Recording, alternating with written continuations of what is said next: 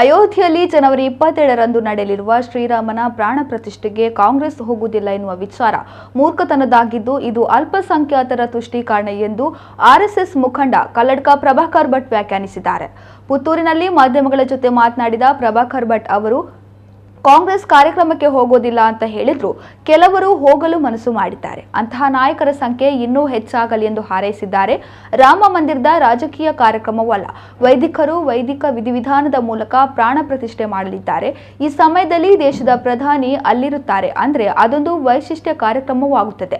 ರಾಮನ ವಿಚಾರದಲ್ಲಿ ಮೇಲು ಕೀಳು ಅನ್ನೋ ಜಾತಿ ವಿಚಾರವೇ ಬರುವುದಿಲ್ಲ.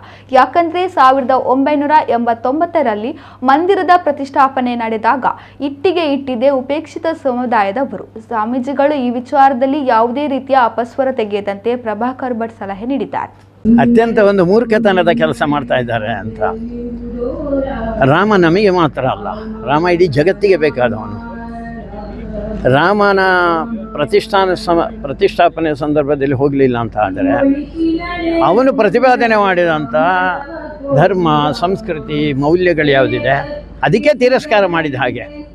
ಇದನ್ನು ಯಾವುದೋ ರಾಜಕೀಯ ಅಂತ ಯೋಚನೆ ಮಾಡಿದೆ. ಯಾರೋ ಪ್ರಧಾನಮಂತ್ರಿ ಆಗಿದ್ದಂಥವ್ರು ಮಾಡೋದೇ ಅದೊಂದು ವೈಶಿಷ್ಟ್ಯ. ಇದನ್ನು ಯಾರೋ ಒಬ್ಬರು ಮಾಡೋದಿಲ್ಲ. ಅಲ್ಲಿ ವೈದಿಕ ಇದೆಲ್ಲವನ್ನು ವೈದಿಕ ವ್ಯಕ್ತಿಗಳು ಮಾಡ್ತಾ ಇರ್ತಾರೆ. ಅದರ ಸಂದರ್ಭದಲ್ಲಿ ದೇಶದ ಪ್ರಧಾನಿ ಭಾರಿ ಗೌರವದ ಸಂಗತಿ ಅದು. ಅದಕ್ಕೋಸ್ಕರ ಅದನ್ನು ರಾಜಕೀಕರಣಗೊಳಿಸುವಂಥ ಪ್ರಯತ್ನ ಮಾಡಬಾರ್ದು. ಯಾರೋ ಅಲ್ಪಸಂಖ್ಯಾತರಿಗೋಸ್ಕರ ಅವರಿಗೆ ನೋವಾಗ್ತದೆ ಅಂತ ಹೇಳುವಂಥ ಒಂದು ಕಾರಣವನ್ನು ಇಟ್ಟುಕೊಂಡು ರಾಮನ ಪ್ರತಿಷ್ಠಾಪನೆಗೆ ಹೋಗದಿರುವಂಥದ್ದು ಅದು ಭಾರಿ ಮೂರ್ಖತನ, ಭಾರಿ ಕೆಟ್ಟ ಸಂದೇಶ ಅಲ್ಲಿಗೆ ಹೋಗ್ತದೆ. ಸುದೈವ ಅಂದರೆ ಅದರಲ್ಲಿ ಕೆಲವು ಜನ ಇಲ್ಲ ನಾವು ರಾಮನ ಪ್ರತಿಷ್ಠಾಪನೆಗೆ ಹೋಗುವುದು ಅಂತ ಹೇಳುವಂಥ ಒಂದು ನ್ಯಾಯದ ಧರ್ಮದ ಮಾರ್ಗದಲ್ಲಿದ್ದಾರೆ.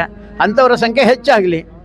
ಆ ರೀತಿ ಯೋಚನೆ ಕೂಡ ನಮ್ಮ ದೇಶದ ಎಲ್ಲ ಪಕ್ಷಗಳಲ್ಲಿ ಕೂಡ ಆ ರೀತಿಯ ಯೋಚನೆ ನಡೆದಿದೆ. ಪಕ್ಷಾತೀತವಾದಂಥ ಒಂದು ಸಂಗತಿ ಇದು. ಇಡೀ ದೇಶ ರಾಮನ ದೇಶ ಇದು. ಅದಕ್ಕೋಸ್ಕರ ಪಕ್ಷಾತೀತವಾಗಿ ಅಥವಾ ಉಳಿದಂಥ ಯಾವುದೇ ಭಿನ್ನತೆಗಳನ್ನು ಬಿಟ್ಟು ಯಾವುದೋ ವೈದಿಕ ಸಂಸ್ಕೃತಿ ಹಾಗೆ ಹೇಳುತ್ತೆ, ಇನ್ನೊಂದು ಹೇಳುತ್ತೆ, ಮತ್ತೊಂದು ಹೇಳುತ್ತೆ ಅಂತ ಹೇಳುವಂಥ ಅಪಸ್ವರಗಳನ್ನು ಬಿಟ್ಟು ಎಲ್ಲರಿಗೆ ಬೇಕಾದವನು ರಾಮ. ಅವನ ಪ್ರತಿಷ್ಠಾಪನೆ ಮಾಡೋದಂದರೆ ಅದೊಂದು ನಮ್ಮ ಆತ್ಮದ ಪ್ರತಿಷ್ಠಾಪನೆ ಅದು.